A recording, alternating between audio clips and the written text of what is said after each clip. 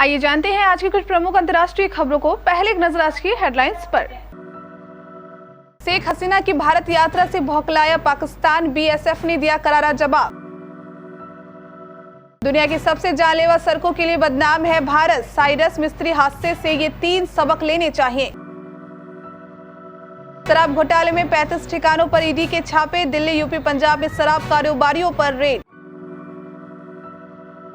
लखनऊ की gravity coaching centre में लगी आग, दूसरी मंजिल पर फंस गए बच्चे। भारी बारिश में पानी पानी हुआ बेंगलुरु, घंटों ट्रैफिक में फंसे लोग, सड़कें, रिहायशी इलाके जलमग्न। शेख हसीना ने मोदी को गिफ्ट की वो किताब जिसे देख पाकिस्तान को मिर्ची तो जरूर लगी होगी। दारोगा बहू ने बुजुर्ग ससुर को जरे थप्पड़, मां से भी पिटवाया। क्रूड ऑयल के दाम में गिरावट, पेट्रोल डीजल के दाम में भी उलटफेर। गुड बाय का ट्रेलर आउट, इमोशंस, कॉमेडी और ड्रामा से भरपूर होगी फिल्म, अमिताभ रश्मिका की दिखी खट्टी मीठी नोकझोंक। और अब आईपीएल भी नहीं खेलेंगे सुरेश रैना, क्रिकेट के सभी फॉर्मेट से भी किया संन्यास का ऐलान। बांग्लादेश की प्रधानमंत्री शेख हसीना भारत की यात्रा पर हैं। इस सियासी घटनाक्रम को पाकिस्तान नहीं पचा पा रहा है। पाकिस्तानी रेंजर्स ने मंगलवार सुबह जम्मू कश्मीर के अर्निया सेक्टर में सीमा सुरक्षा बल के गश्ती दल पर गोलीबारी की। घटनाक्रम से वाकिफ लोगों ने बताया कि बीएसएफ ने भी इसका मुंहतोड़ जवाब दिया है। बीएसएफ प्रवक्ता की ओर से जारी एक बयान में कहा गया है, आज सुबह बीएसएफ जवानों ने अर्निया सेक्टर में गश्ती दल पर पाक रेंजरों की गोलीबारी का करारा जवाब दिया है। सड़क हादसे में टाटा सन्स के पूर्व चेयरमैन साइरस मिस्त्री की मौत ने रोड सेफ्टी पर बहस छेड़ दी है। इसने भारतीय सड़कों की दुर्दशा पर चिंता को दोबारा उजागर किया है।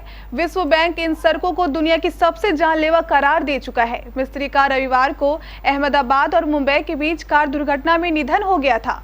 वह 54 साल के थे। ब्रिज पर उनकी कार डिवाइडर से टकरा गई थी, जिस मर्सिडीज में वह सवार थे। उसके पीछे के एयरबैग इनफ्लेट नहीं हुए थे। साइरस मिस्त्री ने पीछे बैठे हुए सीट बेल्ट भी नहीं लगा रखी थी।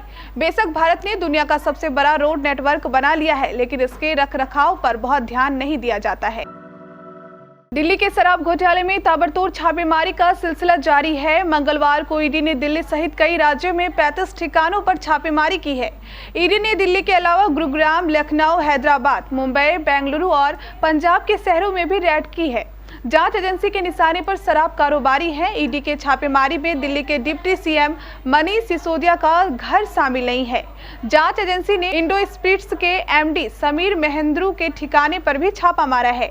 ये दिल्ली के जोरबाग इलाके में रहते हैं। उन पर 1 करोड़ रुपए मेसर्स राधा इंडस्ट्रीज के राजेंद्र प्लेस स्थित यूको बैंक के अकाउंट में ट्रांसफर करने का आरोप है।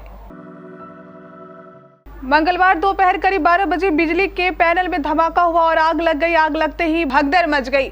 बिल्डिंग की सीढ़ियां इतनी संकरी थी कि ज्यादातर बच्चे ऊपर ही फंस गए। सूचना मिलने पर पहुंची दमकल गाड़ियों ने किसी तरह बच्चों को बाहर निकालकर उनकी जान बचाई।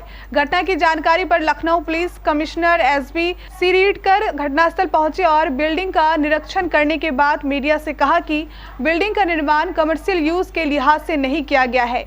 अग्निशमन के कोई इंतजाम भी नहीं किए गए हैं। बिल्डिंग को सील किया जाएगा। बेंगलुरु में मूसलाधार बारिश के कारण कई इलाकों में पानी भर गए और राहत कार्यों के लिए नौकाओं तथा डॉक्टरों को लगाना पड़ा। आलम यह है कि शहर में अनेक झील, तालाब और नाले लबालब भरे हैं और निचले इलाकों में घरों में पानी भर गया है, जिससे सामान्य जनजीवन बुरी तरह प्रभावित हुआ है। जिसके बाद लोगों ने कथित कुप्रबंधन के खिलाफ गुस्सा जाहिर किया। बांग्लादेश की प्रधानमंत्री शेख हसीना भारत आई हुई हैं। आज राष्ट्रपति भवन में प्रधानमंत्री नरेंद्र मोदी ने उनका स्वागत किया। दोनों के बीच बातचीत के बाद 7 समझौते पर हस्ताक्षर किए गए। इस दौरान कुछ ऐसा भी हुआ जिसे देख पड़ोसी पाकिस्तान को काफी मिर्ची लगी होगी। दिल्ली में आज शेख हसीना ने प्रधानमंत्री मोदी को बांग्लादेश के जनक शेख मुजीबुर रहमान के ऐतिहासिक भाषण का भारतीय भाषाओं में अनुवाद सौंपा। मुजीब ने 7 मार्च 1971 को यह ऐतिहासिक भाषण दिया था। सोशल मीडिया पर एक बुजुर्ग की पिटाई का वीडियो तेजी से वायरल हो रहा है, जिसमें दो महिलाएं घर में पुलिसकर्मी के सामने बुजुर्ग को पीटते हुए नजर आ रही है।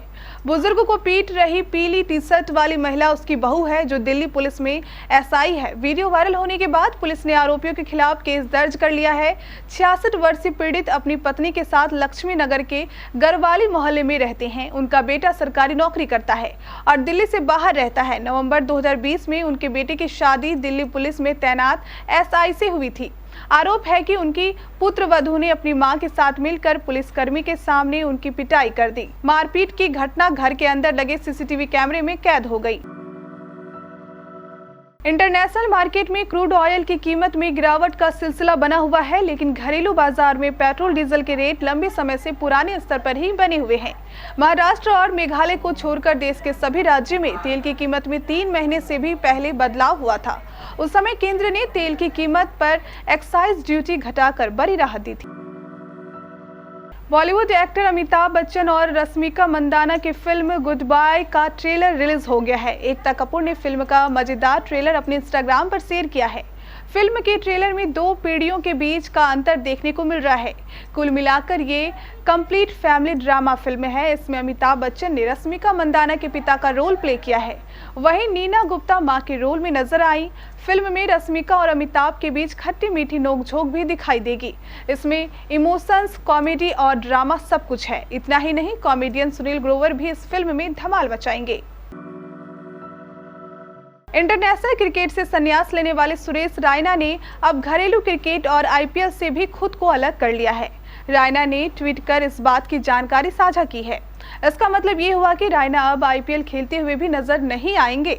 रायना ने अपने ट्वीट में फैंस को उनके हमेशा सपोर्ट करने के लिए धन्यवाद कहा है। रायना ने ट्वीट किया और लिखा, अपने देश और राज्य यूपी का प्रतिनिधित्व करना एक परम सम्मान की बात है। मैं क्रिकेट के सभी प्रारूपों से संन्यास की घोषणा करना चाहता हूं। मैं BCCI, UPCA cricket, Chennai IPL, Shukla, Rajeev sir और अपने सभी प्रशंसकों को उनके समर्थन और मेरी क्षमताओं में अटूट विश्वास के लिए धन्यवाद देना चाहता हूं।